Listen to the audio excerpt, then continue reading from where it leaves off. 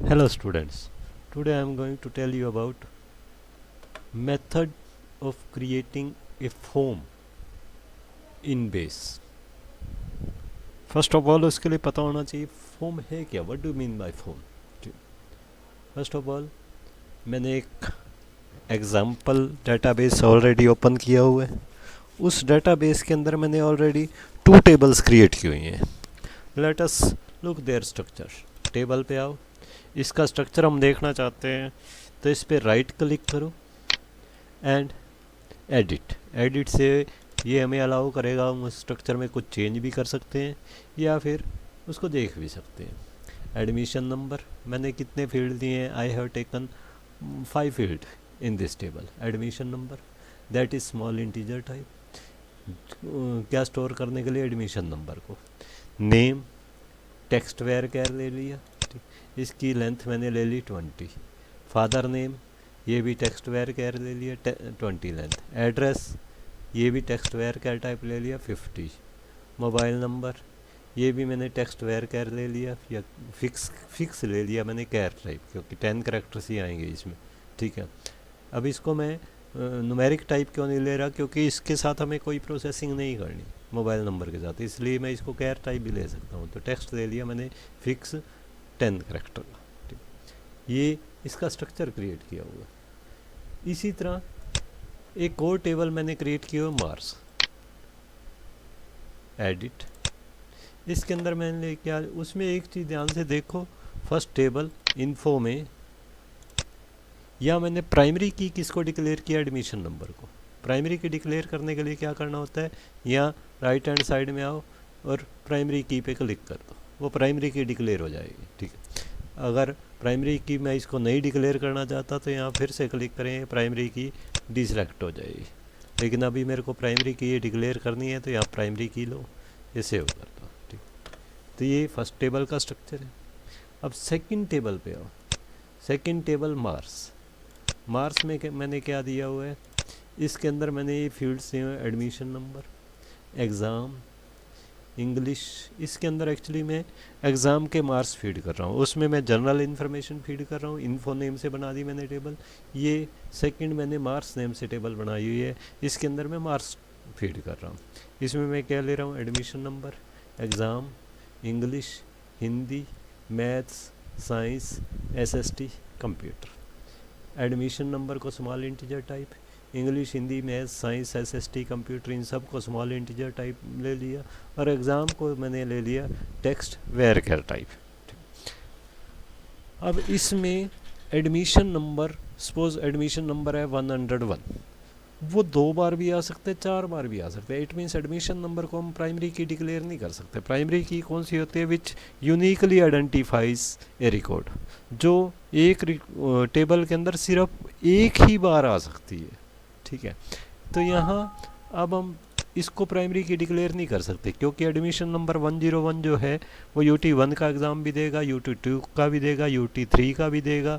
तो उसके मार्क्स कई बार एंटर करने पड़ेंगे. तो एडमिशन नंबर फील्ड में ये नहीं है कि एक स्टूडेंट के लिए सिर्फ एक ही बार आएगा. ठीक, लेकिन एडमिशन नंबर प्लस एग्ज़ाम, ये दोनों मिल के रिपीट नहीं हो सकते. मान लो एक स्टूडेंट का UT1, मैंने 101 स्टूडेंट का UT1 के मार्क्स डाल दिए, तो दोबारा नहीं डाल सकता. UT1 के, UT2 के तो डाल सकता हूँ, UT3 के डाल सकता हूँ, लेकिन एडमिशन नंबर, एक पर्टिकुलर एडमिशन नंबर के UT1 के एग्ज़ाम तो एक बार डालेंगे.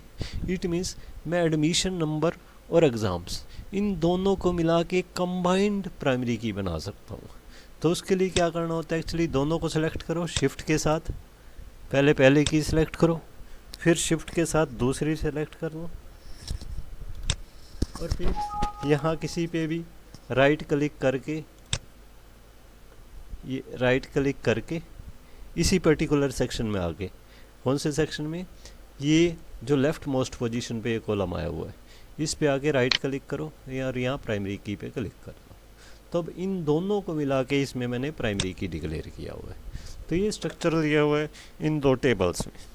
अब इसके अंदर डाटा कैसे फीड किया हुआ है, ये डाटा देखने के लिए इन्फो को ओपन कर लो, डबल क्लिक करेंगे ओपन हो जाएगी. ठीक, एडमिशन नंबर नेम, ये मैंने 4 स्टूडेंट्स का डाटा लिया, 101, 102, 103, 104। Name, father name, address, mobile. इसके अंदर मैं और डाटा एंटर करना चाहूँ तो यहाँ एंटर कर सकता हूँ, जैसे 105। इसका और डाटा ले लिया मैंने, इसका नेम ले लिया मैंने कपिल, फादर नेम सुरेश चंद,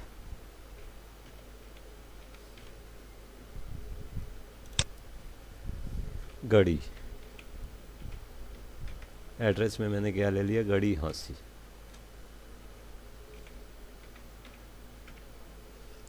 और यहाँ कोई भी एक फ़ोन नंबर दे दिया जो उसका एक्चुअली फ़ोन नंबर है, मान लेते हैं ये।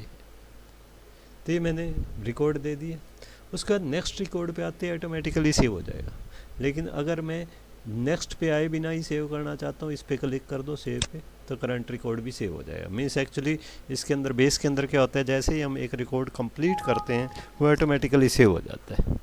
तो ये हमने इसमें 5 रिकॉर्ड डाले हुए हैं। अब दूसरी टेबल पे आ जाओ, इसको क्लोज कर दो, फाइल क्लोज। दूसरी टेबल मार्क्स, इस पे डबल क्लिक करो, ये ओपन हो जाएगी।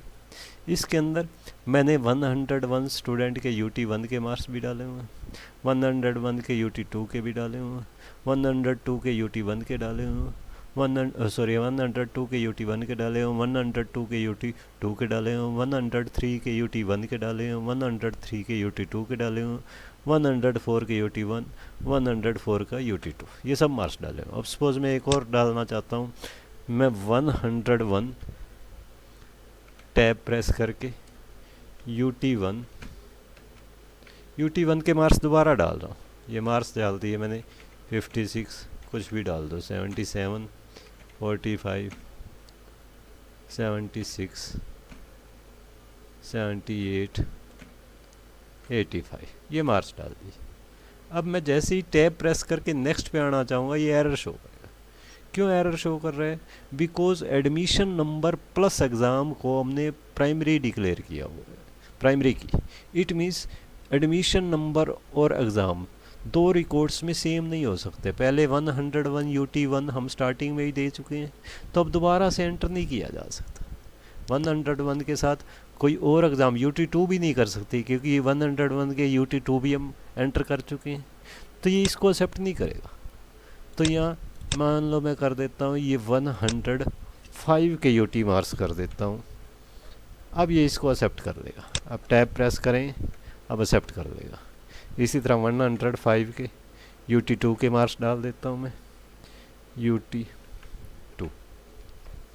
नाउ कोई भी मार्क्स डालो,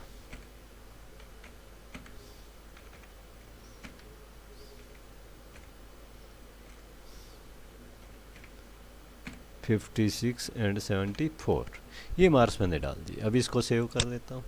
तो ये कुछ रिकॉर्ड्स मैंने डाले हुए। अब इसको देखते हैं हम।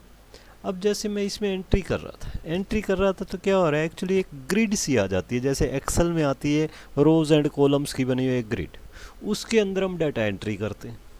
बट आप लोगों ने कभी ऑनलाइन कोई फॉर्म फिल किया होगा, उस फॉर्म में क्या होता है, प्रॉपर पहले लिखा हुआ होता है एंट्री और एडमिशन नंबर, आगे एक बॉक्स बना हुआ होगा, उसके अंदर आपका एडमिशन नंबर डालना होता है।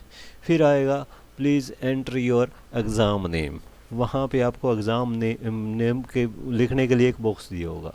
फिर इसी तरह लिखा हुआ है please entry your marks in English. Suppose इस टेबल में हम एंट्री कर रहे हैं, तो please entry your marks in English, वहाँ पे फिर एक बॉक्स बना हुआ आएगा, उसके अंदर हम मार्क्स इन इंग्लिश डालेंगे। ठीक है, तो इस तरह से प्रॉपर वे में आता है। और एक स्टूडेंट का एक स्क्रीन पे सिर्फ एक ही स्टूडेंट का शो करता है। ठीक, एक स्क्रीन पे एक ही स्टूडेंट का डाटा एंटर किया जा सकता है। वो एक्चुअली किसके थ्रू होता है, फॉर्म के थ्रू होता है। उसमें एक्चुअली एक फॉर्म क्रिएट किया हुआ है, फॉर्म के थ्रू हम उसमें डाटा एंटर करते हैं। तो फॉर्म से क्या होता है, एक ईजी इंटरेक्टिव वे में हम डाटा एंटर कर सकते हैं। एक ऐसा एनवायरनमेंट क्रिएट हो जाता है, एक ऐसा लेआउट क्रिएट हो जाता है जो यूज़र्स की विशेस के अकॉर्डिंग होता है, मीन्स यूज़र की लाइकिंग्स के अकॉर्डिंग होता है। यूज़र जैसा बनाना चाहता है कि यहाँ पे ये मैसेज आना चाहिए, hello student entry your name, यहाँ पे ये मैं उसके आगे एक बॉक्स बना हुआ आना चाहिए जहाँ सामने वाला नेम एंटर कर सके। सेकंड थिंग, यहाँ पे आना चाहिए लिखा हुआ इंग्लिश मार्क्स या मार्क्स ऑफ इंग्लिश, उसके आगे बॉक्स आना चाहिए, उसमें जो भी एंट्री कर रहा है वो इंग्लिश के मार्क्स एंटर कर सके। इसी तरह हर फील्ड की हम खुद की सेटिंग करना चाहते हैं कि यहाँ पे ये आना चाहिए, यहाँ पे वो आना चाहिए, उसके आगे ये बॉक्स आना चाहिए। तो उसके लिए हम क्या क्रिएट करते हैं, form. Means we can say that a form provides the user a systematic way of storing information into the database। database के अंदर systematic way से डाटा स्टोर करने का एक मेथड होता है, मेथड प्रोवाइड करता है हमारे को फॉर्म।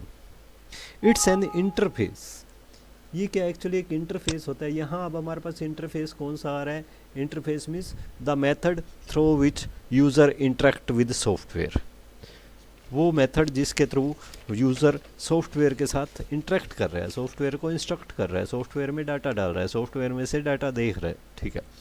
तो ये क्या होता है, it is an interface in A user specified layout. ये एक इंटरफेस होगा लेकिन यूज़र द्वारा स्पेसिफाई किए हुए लेआउट में, ये ग्रिड में नहीं आएगा, जैसा यूज़र लेआउट स्पेसिफाई करेगा उस वे में आएगा। That lets user to view, enter and changes data directly into the database objects, जो यूज़र को अलाउ करेगा कि वो देख भी सकता है, चेंज भी कर सकता है या फिर एंटर भी कर सकता है डाटा को डायरेक्टली टेबल्स में, डाटाबेस के ऑब्जेक्ट्स में, ठीक है। मीन्स एंट्री तो इसी टेबल में ही होगी डाटाबेस के ऑब्जेक्ट्स में, लेकिन होगी किस वे में, यूज़र स्पेसिफाइड लेआउट में, जैसा यूज़र ने स्पेसिफाई किया हुआ है। तो इसके लिए हम क्या क्रिएट करते हैं, एक फॉर्म। तो अब मैं फॉर्म क्रिएट करने का एक एग्जांपल बताता हूँ। जैसे इसी टेबल में सपोज मार्क्स टेबल में डाटा एंट्री के लिए मैं एक फॉर्म क्रिएट करना चाहता हूँ। तो उसके लिए क्या करें, फर्स्ट ऑफ ऑल फॉर्म पे क्लिक करो, use wizard to create form. पहले हम ये मेथड करेंगे, सिंपल मेथड फॉर्म क्रिएट करने के लिए कि विजार्ड का यूज़ करेंगे। Use wizard to create a form, इस पर क्लिक करें। जैसे इस पर क्लिक करें ये हमारे से पूछेगा टेबल और क्वेरी, कौन सी टेबल पे आप फॉर्म क्रिएट करना चाहते हो, टेबल इन्फो पे या टेबल मार्क्स पे।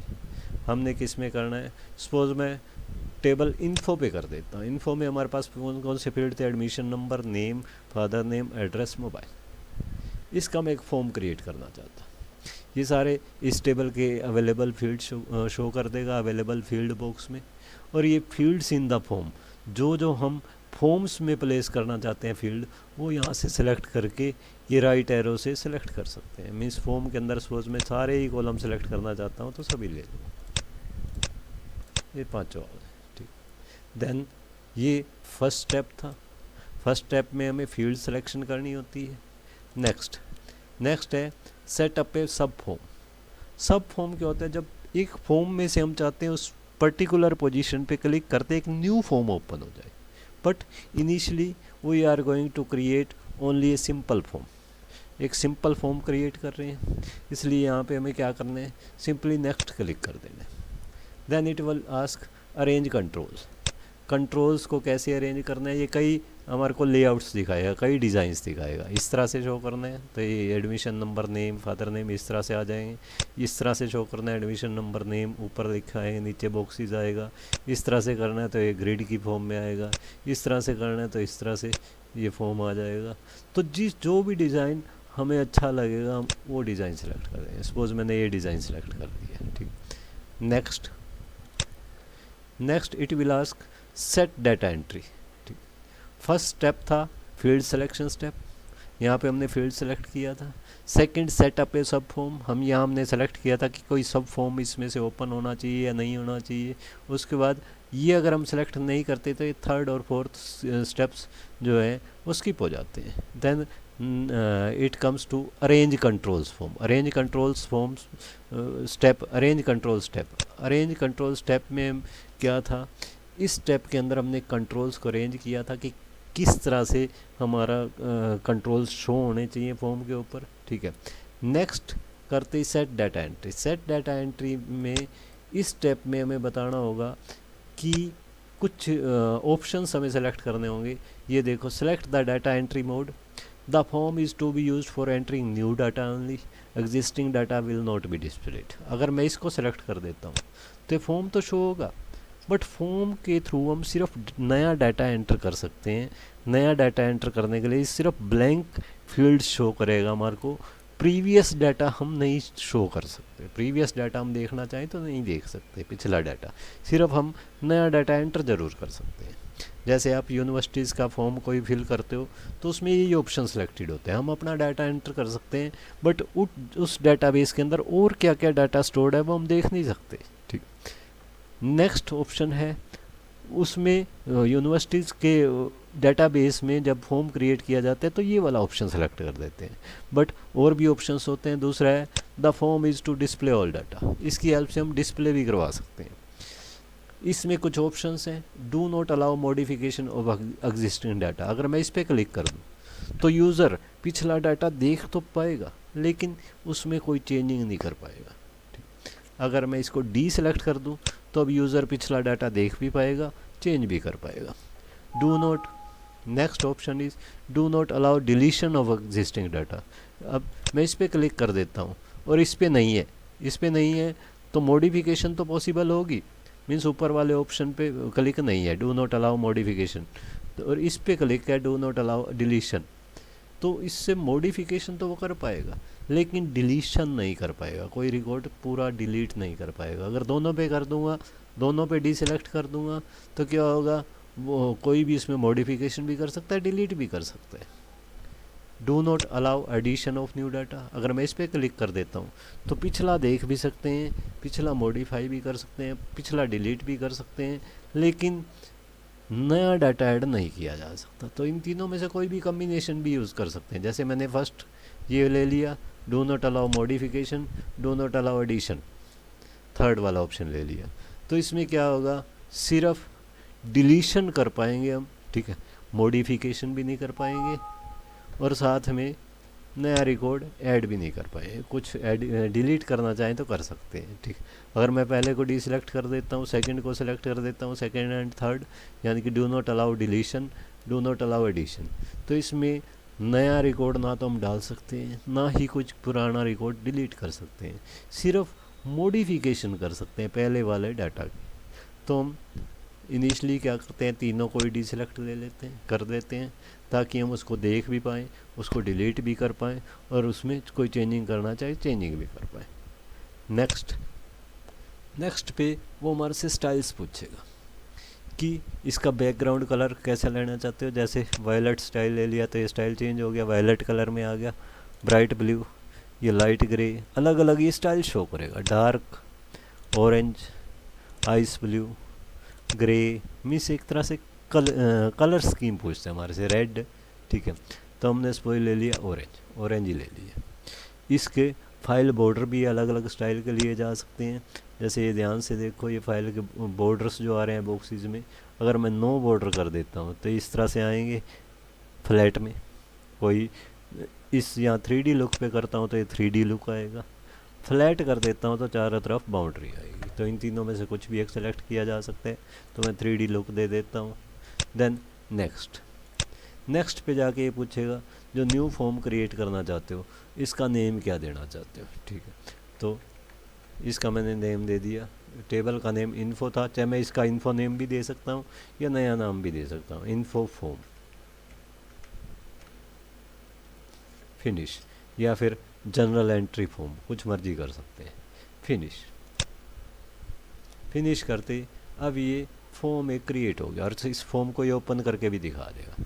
चाहे हम इसको क्लोज करके यहाँ से भी डायरेक्टली ओपन कर सकते हैं। फॉर्म पे जाओ, इन्फो फॉर्म, डबल क्लिक करोगे ये ओपन हो जाएगा। ये दिखा रहा है रिकॉर्ड 1 of 5। इस टाइम हमें फर्स्ट रिकॉर्ड दिखा रहा है। सेकंड रिकॉर्ड देखना हो तो नेक्स्ट पे क्लिक करो, सेकंड दिखा देगा। थर्ड क्लिक करना हो तो नेक्स्ट पे क्लिक करो, थर्ड। ये इससे क्या होता है, लास्ट रिकॉर्ड पे पहुंच जाता है, ठीक। और इस फर्स्ट ऑप्शन से क्या होता है, फर्स्ट रिकॉर्ड पे पहुंच जाता है। तो इस तरह से हम कोई भी रिकॉर्ड डिस्प्ले कर सकते हैं। किसी में भी चेंजिंग करना चाहें, जैसे 103 का नेम यहाँ सिया किया हुआ है, सिया की जगह मैं कर देता हूँ नंदिनी,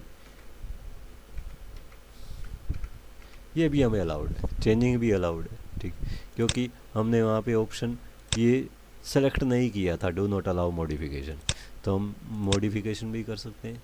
तो ये अब एक प्रॉपर वे में आ रहा है, इसकी हेल्प से अब ये जितना भी डाटा हम एंट्री करेंगे वो डाटा तो डायरेक्टली एंटर होगा टेबल में, ठीक, लेकिन होगा किस फॉर्म में, एक अट्रैक्टिव इंटरेक्टिव मैनर से डाटा स्टोर होगा।